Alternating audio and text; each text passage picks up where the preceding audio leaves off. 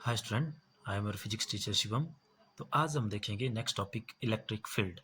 उससे पहले मैं थोड़ा सा आपको बता दूं कि इससे पहले जो हमने देखा था वो देखा था हमने लास्ट टॉपिक आपका कूलम्स लॉ या इलेक्ट्रॉनिक फोर्स के बारे में हमने पढ़ा था। इलेक्ट्रिकल फोर्स जो थी आपके पास, और उसमें कूलम्स लॉ से हमारे पास फार्मूला भी ड्राइव हुआ था उसके लिए, जो कि हमारे पास था F is equal to 1/4πε0 Q1 Q2 upon r square.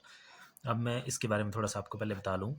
तो इसमें देखो क्या था, अब हमने इसमें पढ़ा था कि कोई भी दो चार्ज हैं वो एक दूसरे को क्या करते हैं, एक दूसरे के ऊपर फोर्स क्रिएट करते हैं। ये जितने भी चार्ज प्रेजेंट है वो सारे के सारे चार्ज एक दूसरे के ऊपर फोर्स क्रिएट करते हैं। और फोर्स दो टाइप से लगा सकते हैं, या तो अट्रैक्टिव होगी या फिर रिपल्सिव होगी। वो उनके नेचर पे डिपेंड करेगा। और नेचर पे भी कैसे, अगर सेम चार्ज है तो दोनों अट्रैक्ट करेंगे एक दूसरे को, और अगर अपोजिट चार्ज है तो रिपेल करेंगे। तो फिर वो फोर्स ऑफ अट्रैक्शन और फोर्स ऑफ रिपल्सन कितनी रहेगी, तो उसका फॉर्मूला दिया था कूलम्स ने, और वो था F is equal to 1/4πε0 Q1 Q2 upon r square. Q1 Q2 वहाँ पे magnitude of that charges, and r square r जो है उनके बीच का डिस्टेंस था। जैसे मान लो इस तरह से कोई दो चार्जेस थे Q1 Q2, और इनके बीच में डिस्टेंस था r, तो इनके बीच में जो फोर्स लगेगी ये फोर्स ऑफ अट्रैक्शन भी हो सकती है, रिपल्सन भी हो सकती है। अट्रैक्शन कब होगी, अट्रैक्शन होगी जब ये दोनों चार्जेस आपके अपोजिट होंगे। जैसे मान लो इस पे पॉजिटिव चार्ज है और इस पे नेगेटिव चार्ज है, उस टाइम होगी अट्रैक्शन। अगर दोनों पॉजिटिव है उस टाइम होगी रिपल्सन। और कितनी, 1/4πε0 Q1 Q2 upon r square. Q1 Q2 पे मैग्नीट्यूड ऑफ चार्जेज होगा, जो भी चार्जेज यहाँ पे प्रेजेंट है, और आर डिस्टेंस बिटवीन दैम। तो ये तो था हमारे पास कूलम्स लॉ। अब नेक्स्ट टॉपिक है, इसी से रिलेटेड है हमारे पास नेक्स्ट टॉपिक इलेक्ट्रिक फील्ड, और ये इंपॉर्टेंट टॉपिक है। देखो इलेक्ट्रिक फील्ड क्या होती है। अब जैसे मान लो आप लोगों को पता है, जैसे मान लो यहाँ पे कोई चार्ज है Q प्लस Q, कोई चार्ज है हमारे पास यहाँ पे। अब ये चार्ज क्या करेगा, इस चार्ज के सराउंडिंग में जितने भी चार्ज होंगे, कितने भी जो भी चार्ज होगा इसकी सराउंडिंग में, जैसे मान लो यहाँ पे कोई चार्ज है हमारे पास Q1, उसी तरह से यहाँ पे चार्ज है कोई Q2, उसी तरह से यहाँ पे चार्ज है Q3, उसी तरह यहाँ से मान लो बहुत दूर जैसे जाके कहीं पे चार्ज है Q4। तो अब ये जो पॉजिटिव Q है यहाँ पे, सिर्फ इसी चार्ज की बात करेंगे हम, बाकी चार्जेस की बात नहीं करेंगे। ये जो पॉजिटिव Q चार्ज है, देखो ये क्या करेगा, इन सभी चार्जेस पे फोर्स लगाएगा। और डिपेंड कैसे करेगी, अगर मान लो ये चार्जेस भी सारे के सारे पॉजिटिव हैं, तो कौन सी फोर्स लगेगी यहाँ पे, फोर्स ऑफ अट्रैक्शन। ये जो Q है ये इन सभी को अट्रैक्ट करेगा अपनी तरफ। ये भी करेंगे, जैसे Q2 है तो Q2 भी इसको अट्रैक्ट करेगा, Q3 को भी अट्रैक्ट करेगा, पर इनकी बात नहीं अभी हम करेंगे। अभी हम सिर्फ बात करेंगे इस पॉजिटिव Q की, कि ये पॉजिटिव Q क्या कर रहा है, इन सभी चार्जेस को अपनी तरफ अट्रैक्ट कर रहा है। ठीक है, अगर इनमें सॉरी ये पॉजिटिव चार्ज है तो पॉजिटिव चार्ज के टाइम हो गया आपकी रिपल्सन, ये सभी चार्जेस को रिपेल करेगा। अगर यहाँ पे नेगेटिव चार्ज होता तो तब इसमें अट्रैक्शन होनी थी। इस चीज़ को क्लियर कर लें, पॉजिटिव चार्ज है दोनों तो रिपल्सन होगी। अब देखो नेक्स्ट है हमारे पास कि हमने लॉ पढ़ा कि जैसे मान लो इस केस को हम स्टडी करते हैं Q1 का, तो इसमें रिपल्सन हो रही है। अब इसका फॉर्मूला, तो इसका फॉर्मूला हमारे पास यार जो भी रिपल्सन हो रही होगी कितनी होगी, F is equal to 1/4πε0 Q, एक चार्ज का मैग्नीट्यूड हो गया Q, दूसरे का हो गया Q1, अपॉन इनके बीच में डिस्टेंस मान लो आर है तो आर स्क्वेयर। ये आ गई इस F की वैल्यू। अब देखो यहाँ से एक चीज़ क्लियर है, जब हमने कूलम्स लॉ पढ़ा था उस टाइम में मैंने आपको बताया था कि ये फोर्स जो है इन्वर्सली प्रोपोर्शनल है डिस्टेंस के बीच में। तो इस फॉर्मूले के अकॉर्डिंग हम देखें तो तब तो ये फोर्स कभी भी जीरो नहीं होगी। क्यों जीरो नहीं होगी, क्योंकि देखो आर की कोई भी वैल्यू ले लो आप, वो Q1 Q2 को डिवाइड कर रही है। तो जितनी से बड़ी वैल्यू भी होगी इस एफ के लिए, जो इस लॉ के अकॉर्डिंग या थ्योरेटिकल वैल्यू रहेगी हमारे पास, हमेशा रहेगी कुछ ना कुछ। लेकिन अगर प्रैक्टिकली इसको देखें तो प्रैक्टिकली कुछ टाइम के बाद क्या होगा, कुछ डिस्टेंसेस के बाद क्या होगा, ये आर इतना ज़्यादा हो जाएगा कि जो एफ की वैल्यू आएगी वो नियरली इक्वल टू जीरो आएगी, और प्रैक्टिकली जीरो हो जाएगी। उसका मतलब है कि कुछ डिस्टेंसेस के बाहर, कुछ एरिया के बाहर, कुछ पर्टिकुलर डिस्टेंसेस के बाहर आपका इस क्यू का इन चार्जेस पे कोई इफेक्ट नहीं रहेगा। जैसे ये देखो हमने यहाँ पे एक एग्जांपल लिया, मान लो कोई और चार्ज है यहाँ पे Q5, वो Q5 इतने दूर है इससे कि इस Q5 पे इस पॉजिटिव क्यू का कोई इफेक्ट नहीं है, मतलब यहाँ पे कोई फोर्स नहीं लग रही है। वैसे अकॉर्डिंग टू लॉ देखें हम तो अकॉर्डिंग टू लॉ तो कोई ना कोई इफेक्ट यहाँ पे होगा, लेकिन प्रैक्टिकली इसको देखें तो प्रैक्टिकली ऐसा होता है कि कुछ डिस्टेंस के बाद उसका कोई इफेक्ट नहीं रहता है, एक पर्टिकुलर एरिया तक इफेक्ट रहता है। तो जिस पर्टिकुलर एरिया तक उसका इफेक्ट रहता है उस चार्ज का, जैसे यहाँ पे देखो मान लो इस पॉजिटिव क्यू का इफेक्ट था इन सभी चार्जेस पे था, जो Q4 तक चार्जेस है इन सभी पे इसका इफेक्ट था, ये सारे के सारे यहाँ पे रिपल्सन फील कर रहे थे, बट Q5 पे कोई इफेक्ट नहीं था। तो हम बोल सकते हैं कि इस पॉजिटिव क्यू का एक पर्टिकुलर एरिया है जहाँ तक इसका इफेक्ट है, तो वही होती है electric field of a charge. और डेफिनेशन क्या होगी इसकी, area around the electrical charge where its influence can be measured और felt is known as electric field. अब देखो इसको एक और एग्जांपल से समझते हैं। एक कॉमन सा एग्जांपल है, जैसे आप लोगों ने देखा है मोबाइल फ़ोन सबके पास है, तो मोबाइल फ़ोन में हमारे पास जो सिग्नल आता है उसके लिए जगह जगह पे टीवी टावर या मोबाइल टावर लगे हुए हैं। तो आप लोगों ने देखा होगा कि जो भी टावर लगा है कहीं पे, उस टावर पे जो सिग्नल हमारे पास आता है वो आता है हमारे पास इलेक्ट्रिक फील्ड की टर्म में। अब आप बोलेंगे कि हमने तो इसको पढ़ा है उनको कि वो तो इलेक्ट्रोमैग्नेटिक वेव होती है, तो आगे जाके आप उन डिटेल में पढ़ेंगे, लेकिन फिलहाल आप इतना जान लो कि जो उसमें इलेक्ट्रोमैग्नेटिक वेव यूज़ होती है, वो इलेक्ट्रोमैग्नेटिक वेव के दो पार्ट्स होते हैं, electric field and magnetic field. तो उसमें इलेक्ट्रिक फील्ड भी होती है और मैग्नेटिक फील्ड भी होती है। तो फिलहाल हम यहाँ बात करेंगे इलेक्ट्रिक फील्ड की। तो कोई भी सिग्नल है आपके पास, उसमें जो इलेक्ट्रिक फील्ड है उस टीवी सिग्नल में या मोबाइल सिग्नल में इलेक्ट्रिक फील्ड है।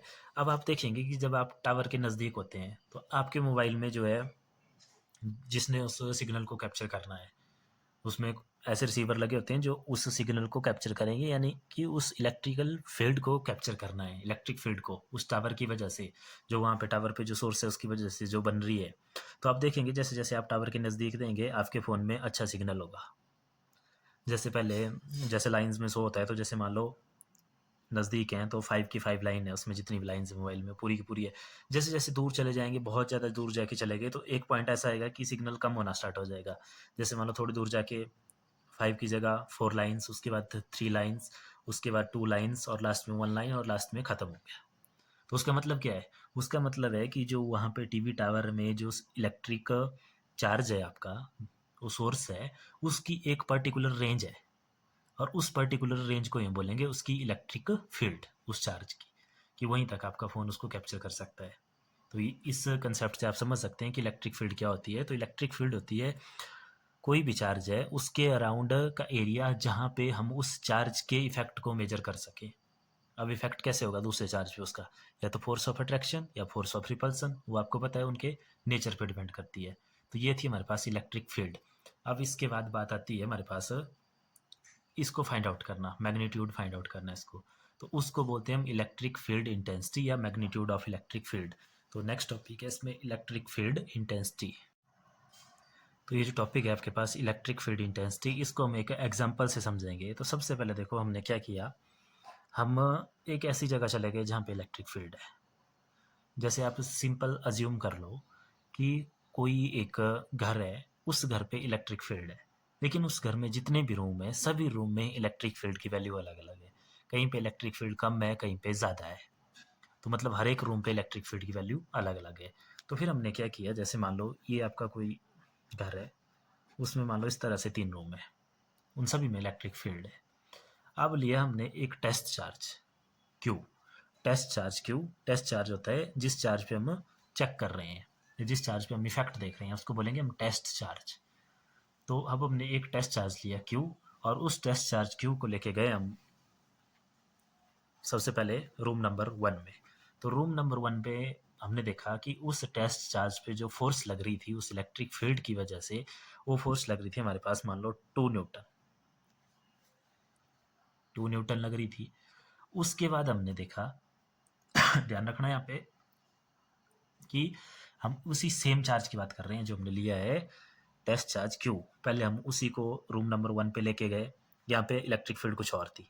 फिर रूम नंबर 2 पे लेके गए, वहाँ पे जो इलेक्ट्रिक फील्ड की वैल्यू थी वो एज़ कम्पेयर टू रूम 1 ज़्यादा थी, यहाँ पे ज़्यादा थी, और रूम नंबर 3 पे और ज़्यादा हो जाएगी। तो हमने देखा कि उसी सेम चार्ज पे यहाँ पे फोर्स भी बढ़ गई, यहाँ पे फोर्स लगी 5 न्यूटन। उसके बाद जब हम रूम नंबर 3 पे लेके गए, तो यहाँ पे हमने देखा कि यहाँ पे जो फोर्स लगी वो उस पर और भी ज़्यादा लगी, वो लगी मान लो 8 न्यूटन। तो यहाँ से हमें एक रिजल्ट मिल गया कि जो एफ लग रहा है, फोर्स लग रहा है, that is directly proportional to electric field. जैसे जैसे इलेक्ट्रिक फील्ड बढ़ रही है वैसे वैसे आपकी फोर्स ऑफ अट्रैक्शन और रिपल्सन वो भी बढ़ रही है। उसके बाद हमने क्या किया, फिर हम किसी ऐसे घर पे चले गए जहाँ पे जो इलेक्ट्रिक फील्ड थी, वहाँ पे वैसे मान लो 3 रूम थे, इसी तरह से इलेक्ट्रिक फील्ड इक्वल थी, हर एक रूम में इलेक्ट्रिक फील्ड इक्वल है। अब हमने अलग अलग 3 टेस्ट चार्ज लिए। अब जो हमने यहाँ पे टेस्ट चार्ज लिए वो Q1, Q2 एंड Q3 लिए। तो उसमें क्या किया गया, जो Q1 था आपका, मान लो वो 1 कूलम था, Q2 आपका 2 कूलम था एंड Q3 आपका 3 कूलम था। ये अलग अलग वैल्यू के लिए अब हमने, तो यहाँ पे हमने देखा कि जब हमने इन तीनों को बारी बारी से रूम में रखा, ठीक है, अब ध्यान रखना इलेक्ट्रिक फील्ड सेम है यहाँ पे, यस ऐसा मान लो कि एक ही रूम है, उसी रूम में हमने तीनों चार्जेस को बारी बारी से रखना। तो यहाँ पे हमने देखा कि जो Q1 था आपका, जिसकी वैल्यू थी 1 कूलम, उस पे जो फोर्स लग रही थी वो कम लग रही थी, और Q2 पे फोर्स ज़्यादा लग रही थी, और Q3 पे और भी ज़्यादा फोर्स लग रही थी। तो यहाँ से हमने देखा कि जैसे जैसे मैग्नीट्यूड ऑफ चार्ज बढ़ रहा था, आपकी फोर्स भी बढ़ रही थी। तो यहाँ से हमें रिजल्ट मिल गया कि F is directly proportional to Q। अब ये Q क्या था, ये था आपका जो टेस्ट चार्ज था हमारे पास, जिसपे हम चेकिंग कर रहे थे, और ये थी इलेक्ट्रिक फील्ड। तो जब हमने इन दोनों रिजल्ट को कंबाइन करा तो हमारे पास रिजल्ट आ गया F is directly proportional to EQ। और जैसे इस प्रोपोर्शनलिटी साइन हटाते हैं तो आपको पता है कांस्टेंट आता है EQ। तो देखो यहाँ से हमारे पास एक इक्वेशन आ गई, F इज इक्वल टू के ई क्यू, और अगर E की वैल्यू निकालें यहाँ से तो E की वैल्यू होगी F अपॉन Q, और K को चाहे ऊपर लिखे चाहे नीचे लिखे एक ही बात है, क्योंकि K इज़ कांस्टेंट। अब देखो यहाँ तक आपको समझ आ गया होना। देखो दोबारा से देखो एक बार हमने क्या क्या पढ़ा इसमें, कि हमने एक ऐसा घर सेलेक्ट कर लिया जिसमें 3 रूम थे, और तीनों रूमों में इलेक्ट्रिक फील्ड की वैल्यू अलग अलग थी।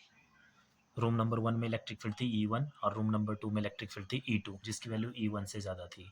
और रूम नंबर 3 में इलेक्ट्रिक फील्ड थी E3, जिसकी वैल्यू रूम नंबर 1 और 2 से ज़्यादा थी। तो वहाँ पे फिर हम सेम चार्ज को लेके गए, एक ऐसा टेस्ट चार्ज जिसकी वैल्यू इक्वल थी, मतलब सेम टेस्ट चार्ज, तीनों रूमों में सेम टेस्ट चार्ज को लेके गए बारी बारी से। तो हमने देखा उसमें रूम नंबर 1 पे फोर्स लगी 2 न्यूटन की, रूम नंबर 2 पे 5 न्यूटन की, एंड रूम नंबर 3 पे 8 न्यूटन की। मतलब वहाँ से हमें क्लियर हो गया कि जैसे जैसे इलेक्ट्रिक फील्ड बढ़ रही है वैसे वैसे फोर्स भी बढ़ रही है। F is directly proportional to E, ये रिजल्ट हमें वहाँ से मिल गया। फिर दूसरा केस हमने ऐसा लिया, अब हमने ऐसा घर सेलेक्ट किया जिसमें इलेक्ट्रिक फील्ड की वैल्यू कांस्टेंट थी। तो उसमें हमने देखा, उसमें फिर हम अलग अलग चार्ज लेके गए, एक बार हमने 1 कूलम, एक बार 2 कूलम, एक बार 3 कूलम। तो उसमें हमने देखा जैसे जैसे चार्ज बढ़ रहा है वैसे वैसे उस पर फोर्स भी बढ़ रही है। वहाँ से हमें रिजल्ट मिल गया कि F is directly proportional to test charge Q। तो यहाँ से हमारे पास एक इक्वेशन आ गई, E इज इक्वल टू के एफ अपॉन क्यू। तो अब ये है वो इलेक्ट्रिक फील्ड इंटेंसिटी जिसको हमें डिफाइन करना है। तो यहाँ से देखो इसको कैसे डिफाइन किया गया। यहाँ पे अब ये माना गया कि हमने एक चार्ज लिया, जिस चार्ज की वैल्यू थी हमारे पास, उस चार्ज की वैल्यू थी हमारे पास 1 कूलम, और उस चार्ज को हमने इलेक्ट्रिक फील्ड में रखा। और जब उसको इलेक्ट्रिक फील्ड में रखा तो उस इलेक्ट्रिक फील्ड की वैल्यू भी ज़ीरो थी। फिर हम धीरे धीरे उस इलेक्ट्रिक फील्ड को बढ़ाना स्टार्ट किया। तो जैसे जैसे उस इलेक्ट्रिक फील्ड को बढ़ाना स्टार्ट किया तो उसकी वजह से उस टेस्ट चार्ज पे फोर्स लगना स्टार्ट हुई, और हमने उस इलेक्ट्रिक फील्ड को इतना बढ़ाया कि जो फोर्स बढ़ रही थी उसकी वैल्यू 1 न्यूटन के इक्वल हो गई। और जब उसकी वैल्यू 1 न्यूटन के इक्वल होगी, उस टाइम जो इलेक्ट्रिक फील्ड आई होगी उसको नाम दिया गया 1 यूनिट इलेक्ट्रिक फील्ड। दोबारा से सुन लो कि सबसे पहले 1 कूलम चार्ज लिया और उसमें इलेक्ट्रिक फील्ड लगाई, और इलेक्ट्रिक फील्ड इतनी लगाई कि जो फोर्स लग रहा था वो फोर्स कितना हो जाए, 1 न्यूटन के इक्वल। फिर जो भी वैल्यू आई थी उस इलेक्ट्रिक फील्ड की उसको नाम दिया गया 1 न्यूटन इलेक्ट्रिक फील्ड। तो अगर यहाँ से अब इसको डिफाइन करें तो देखो इक्वेशन होगी हमारे पास 1, क्योंकि ई उसी को बोला गया 1 न्यूटन इज इक्वल टू के, फोर्स भी कितनी थी 1 न्यूटन की, चार्ज भी कितना था 1। तो यहाँ से अगर के की वैल्यू निकालें तो कितनी होगी ये 1। तो अगर इस वैल्यू को इस इक्वेशन में यूज़ करें तो यहाँ से आ गया हमारे पास equation E is equal to F upon Q. तो ये हो गया इलेक्ट्रिक फील्ड का फार्मूला, कि electric field is force per unit test charge. F क्या है, फोर्स पर यूनिट, और ये क्यू क्या है, ये यूनिट टेस्ट चार्ज, तो force per unit test charge. और यहाँ से अगर इसकी डेफिनेशन भी बनाए हम तो इसकी डेफिनेशन क्या हो जाएगी, तो इलेक्ट्रिक फील्ड की डेफिनेशन होगी electric field is defined as force per unit test charge. और अब कोई बात अगर इसकी यूनिट की करें तो इसकी यूनिट देखो क्या हो जाएंगे, unit E is equal to F upon Q, F की यूनिट फोर्स की यूनिट न्यूटन, क्यू की यूनिट कूलम, तो इसकी यूनिट होगी न्यूटन पर कूलम। तो ये होगी इसकी यूनिट। तो ये थी आपके पास इलेक्ट्रिक फील्ड इंटेंसिटी। अब ये जो हमने इलेक्ट्रिक फील्ड इंटेंसिटी पढ़ा ये आपका बहुत इंपॉर्टेंट कंसेप्ट है एक, क्योंकि इसके बेस पे आगे बहुत सारे टॉपिक है। तो ये टॉपिक आपको बिल्कुल समझ आना चाहिए। तो देखो इसको हम और ज़्यादा सिंपल तरीके से डिफाइन करते हैं कि इलेक्ट्रिक फील्ड क्या है। तो जैसे मान लो हमारे पास दो चार्ज हम लेंगे, एक चार्ज लेंगे हम कैपिटल क्यू, एक चार्ज लेंगे हम बाहर कहीं स्मॉल क्यू। दोनों के बीच में डिस्टेंस ले लेंगे हम स्मॉल आर।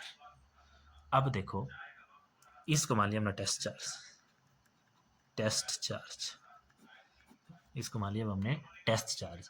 अब देखेंगे हम कि इस कैपिटल क्यू का कितना इफेक्ट रहेगा इस स्मॉल क्यू के ऊपर।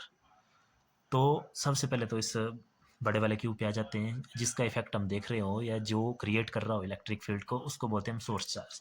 तो ये जो कैपिटल क्यू है यहाँ पे, ये है हमारे पास सोर्स चार्ज। तो इस सोर्स चार्ज की वजह से एक इलेक्ट्रिक फील्ड क्रिएट होगी। जहाँ तक इस चार्ज का इफेक्ट रहेगा उसी फील्ड के अंदर, उसी पर्टिकुलर एरिया के अंदर इसका इफेक्ट बाकी चार्जेस महसूस करेंगे। जो कि यहाँ पे एक टेस्ट चार्ज है हमारे पास क्यू इस एरिया के अंदर। तो इस पे फोर्स ऑफ अट्रैक्शन लगेगी या फोर्स ऑफ रिपल्सन लगेगी, वो डिपेंड करेगा कि इनकी पोलैरिटी क्या है। तो हमने अज्यूम कर लिया कि दोनों की पोलैरिटी सेम है, ये भी पॉजिटिव चार्ज है ये भी पॉजिटिव चार्ज है। तो अब इस सोर्स चार्ज की वजह से इस वाले चार्ज पे, टेस्ट चार्ज पे फोर्स ऑफ रिपल्सन लगनी है। तो कैसे लगेगी, देखो क्या प्रोसेस होता है इसके लिए। वैसे तो सिंपल है, ये फॉर्मूला आपको क्लियर है कि E is equal to F upon Q. यहाँ पे फोर्स निकाल लेंगे, फोर्स क्या होती है 1/4 pi epsilon naught Q, capital Q small Q upon R square. वो तो फार्मूले की बात है, लेकिन इसको समझते हैं कि ये प्रोसेस होता कैसे है। तो इसके लिए एक सिंपल सा एग्जांपल लेते हैं हम। आप लोग जानते हैं सभी स्पाइडर के बारे में, जिसको हम हिंदी में मकड़ी बोलते हैं। तो स्पाइडर देखो क्या करता है स्पाइडर। तो जैसे मान लो कहीं पे स्पाइडर है, और स्पाइडर, आप लोगों को पता है स्पाइडर एक वेब बनाता है। तो उस स्पाइडर ने वहाँ पे अपने घर के आसपास एक वेब बना के रखा हुआ है, इस तरह से ये वेब बना के रखा हुआ है, ठीक है। फिर जैसे ही इस वेब के आसपास कोई भी स्मॉल इंसेक्ट आएगा तो उसमें एकदम ट्रैप हो जाएगा। और जैसे ही वो उसमें ट्रैप होगा, कोई भी इंसेक्ट, जैसे मान लो कोई भी मक्खी आई और उसमें फंस गई, तो जैसे ही वो उसमें ट्रैप होगा तो क्या करेगा इस वेब के, फिर दो काम है। सबसे पहले तो इसने उसको अपने आप में फंसा लिया, फिर ये ट्रैप सिग्नल भेजेगा उस स्पाइडर को, या ये ट्रैप बताएगा उस स्पाइडर को कि यहाँ पे इंसेक्ट को ट्रैप कर लिया गया है। उसके बाद क्या होगा, उसके बाद इस जो स्पाइडर है आपका, वो उस इंसेक्ट के पास नहीं आएगा खुद। वो नहीं आएगा उस इंसेक्ट के पास कभी भी खुद। वो क्या करेगा, वो स्पाइडर यहीं से फोर्स लगाएगा इस वेब के थ्रू। स्पाइडर फोर्स लगाएगा और इस वेब को इकट्ठा करेगा अपनी तरफ, इसको ऐसे बंद करेगा और उस इंसेक्ट को अपने पास खींच लेगा। वैसा ही सेम प्रोसेस इसमें होता है। अब देखो ये जो सोर्स चार्ज है यहाँ पे, ये आपका स्पाइडर हो गया, और ये जो इसने इलेक्ट्रिक फील्ड क्रिएट करी है ये है इसका वेब, इसका जाल है ये इस सोर्स चार्ज का। तो इसके भी दो काम है। सबसे पहले तो ये डिटेक्ट करेगा कि क्या इसके आसपास कोई टेस्ट चार्ज है। अगर कोई टेस्ट चार्ज है, ठीक है, जैसे इसको टेस्ट चार्ज मिल गया यहाँ पे स्मॉल क्यू, तो जैसे इसको टेस्ट चार्ज मिल गया वैसे ये इलेक्ट्रिक फील्ड, जो वेब कौन सा है यहाँ पे, जो इलेक्ट्रिक फील्ड है ये है वेब किसका, सोर्स चार्ज का।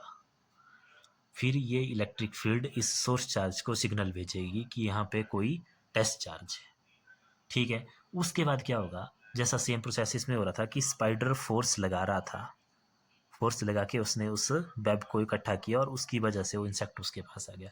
वैसे ही सेम यहाँ से अब फोर्स लगाएगा वो सोर्स चार्ज, लेकिन किसके थ्रू, वो लगाएगा उस इलेक्ट्रिक फील्ड के थ्रू। किसके ऊपर, उस टेस्ट चार्ज के ऊपर। और अगर उसकी पोलैरिटी अपोजिट हुई तो उसको उस इलेक्ट्रिक फील्ड के थ्रू अपने पास खींचेगा, और अगर उसकी पोलैरिटी उसकी बिल्कुल सेम हुई तो उसको वहाँ से दूर रिपेल कर देगा। क्लियर है। तो देखो मतलब सोर्स चार्ज की वजह से बनेगी इलेक्ट्रिक फील्ड, और उस इलेक्ट्रिक फील्ड की वजह से लगेगा फिर टेस्ट चार्ज पे आपकी जो भी फोर्स है, लेकिन लगाएगा उस फोर्स को आपका सोर्स चार्ज ही। तो ये था आपका इलेक्ट्रिक फील्ड के बारे में पूरा डिटेल में। तो ये आप लोगों ने बिल्कुल ध्यान से समझ लेना इसको, क्योंकि इसके इस पे फिर आगे बहुत सारे टॉपिक हैं आपके। तो आई होप आपको ये क्लियर हो गया होना। तो आई होप आपको इलेक्ट्रिक फील्ड समझ आ गया होगा। अब देखो, अब हमारे पास इसका फर्स्ट टॉपिक है electric field due to a point charge. अब यहाँ पे हमारे पास एक पॉइंट चार्ज है प्लस क्यू, इसकी वजह से कुछ इलेक्ट्रिक फील्ड जनरेट हो रही है, इलेक्ट्रिक फील्ड बन रही है। उसको हमने फाइंड आउट करना है। कहीं पे कोई स्मॉल टेस्ट चार्ज लिया हमने प्लस क्यू ई, उसके पास इस पॉइंट पे, इस चार्ज पे। अब इसकी जो इलेक्ट्रिक फील्ड है उसका इफेक्ट कहाँ मेजर होगा? कोई और टेस्ट चार्ज होना चाहिए वहाँ पे जो फील करेगा उसकी इलेक्ट्रिक फील्ड को। कैसे? या तो फोर्स ऑफ अट्रैक्शन से या फोर्स ऑफ रिपल्सन से। तो अगर मान लो सेम पोलैरिटी के आ रहे हैं तो उसमें फोर्स ऑफ रिपल्सन लग रही है दोबारा, तो इसका मतलब है कि इसकी इलेक्ट्रिक फील्ड को महसूस कर रहा है। या तो अभी हमने उसी इलेक्ट्रिक फील्ड को फाइंड आउट करना है। तो कौन सी इलेक्ट्रिक फील्ड? इस चार्ज की वजह से इस पॉइंट पे कितनी इलेक्ट्रिक फील्ड बन रही है, उस इलेक्ट्रिक फील्ड को हम लोगों ने फाइंड आउट करना है। तो देखो वो हमने यहाँ लिख लिया है कि capital Q is source charge and small Q is test charge and F is force exerted, जो फोर्स एक्सर्टेड हो रही है। तो अब हम डायरेक्ट निकालेंगे इसको। देखो वी नो, हम लोगों को पता है इलेक्ट्रिक फील्ड क्या होती है। इलेक्ट्रिक फील्ड होती है force exerted upon test charge. देखो इससे पीछे हमने इलेक्ट्रिक फील्ड ड्राइव किया था फॉर्मूला, तो हमारे पास आया था वहाँ पे force exerted upon test charge. तो ध्यान रखना यहाँ टेस्ट चार्ज ही आएगा हमेशा, कभी भी सोर्स चार्ज मत लेना यहाँ। देखो यहाँ से इसको दे दो क्वेश्चन नंबर 1। अब देखो फोर्स एक्सर्टेड या जो एफ है ये क्या होगा हमारे पास? तो एफ हम लोगों को पता है अकॉर्डिंग टू कूलम्स लॉ, लिख भी सकते हैं according to Coulomb's law. Force क्या होती है हमारे पास? 1/4 pi epsilon naught product of magnitude of charges. तो एक चार्ज क्यू है और दूसरा चार्ज क्यू, तो इनका प्रोडक्ट, इनके मैग्नीट्यूड का प्रोडक्ट, और divide by distance between them. तो आर है तो उसका square, square of distance between them. तो अगर इस इक्वेशन का यूज़ हम इक्वेशन 1 में करें तो इक्वेशन 1 इम्प्लाइज, देखो यहाँ से ई की वैल्यू क्या आ गई? F1/4 pi epsilon naught Q upon R square divided by, किससे डिवाइड हो रहा है? टेस्ट चार्ज से। टेस्ट चार्ज क्या है? स्मॉल क्यू से स्मॉल क्यू कैंसल, तो ई की वैल्यू आ गई हमारे पास 1/4 pi epsilon naught Q upon R square. तो यहाँ से देखो 1/4 pi epsilon naught is constant, तो रिजल्ट मिल गया E is directly proportional to Q. और ये कौन सा क्यू है? ये है आपका source charge and E is inversely proportional to square of distance between them. तो ये दो यूजफुल रिजल्ट आए हमारे पास यहाँ से। इसको देखो दोबारा समझो हुआ क्या, कि अगर कोई भी चार्ज है हमारे पास, जैसे प्लस क्यू था यहाँ पे चार्ज, तो इस चार्ज की वजह से जो इलेक्ट्रिक फील्ड बनेगी किसी भी टेस्ट चार्ज पे जो इलेक्ट्रिक फील्ड रहेगी वो उस टेस्ट चार्ज के मैग्नीट्यूड से इंडिपेंडेंट रहेगी। मतलब चाहे आपका यहाँ पे 5 कूलम टेस्ट चार्ज हो, चाहे 7 कूलम टेस्ट चार्ज हो, चाहे इसकी वैल्यू 5 कूलम हो, चाहे इसकी वैल्यू 7 कूलम हो, चाहे इसकी वैल्यू 15 कूलम ही क्यों ना हो, कोई मतलब नहीं है उसका। जो इलेक्ट्रिक फील्ड की वैल्यू डिपेंड करेगी वो सिर्फ और सिर्फ इस जो सोर्स चार्ज पर डिपेंड करेगी। लेकिन साथ में डिस्टेंस मैटर करेगा, कि जैसे मान लो 5 कूलम यहाँ पे है तो वैल्यू उस हिसाब से रहेगी, अगर यही 5 कूलम थोड़ा दूर चला जाए तो वैल्यू उस हिसाब से रहेगी। क्लियर है? तो ये दो रिजल्ट आ गए यहाँ से, और यहीं से हम उस चीज़ को भी दोबारा वेरीफाई कर सकते हैं जो मैंने आपको स्टार्टिंग में बताई थी टावर वाली। तो देखो टावर के लिए भी जैसे जैसे आपका डिस्टेंस बढ़ रहा है ई की वैल्यू कम होती जा रही है। और अगर इस फॉर्मूले से देखेंगे तो ये ई की वैल्यू जीरो नहीं होगी कभी भी, क्योंकि आप आर की कोई भी वैल्यू ले लो 1/समथिंग, ऑलवेज यहाँ पे आंसर आएगा आपका 0 पॉइंट समथिंग में। लेकिन प्रैक्टिकली ये वैल्यू कुछ दूर जाके जीरो हो जाएगी, हम इसको जीरो के इक्वल मान लेंगे। तो ये थी आपकी electric field due to a point charge, और इसका इंपॉर्टेंट रिजल्ट कि electric field is directly proportional to source charge, उस टेस्ट चार्ज पे वो डिपेंड ही नहीं करती है। तो ये क्वेश्चन दो तरह से पूछा जाता है, या तो direct find out electric field due to a point charge, या फिर so that electric field is independent of a test charge. तो तब भी आपको यही करना है, और यहाँ से देखो ये क्लियर है कि ये आपकी टेस्ट चार्ज से इंडिपेंडेंट है, ये सिर्फ और सिर्फ सोर्स चार्ज पे डिपेंड है। तो ये था आपका इलेक्ट्रिक फील्ड का टॉपिक।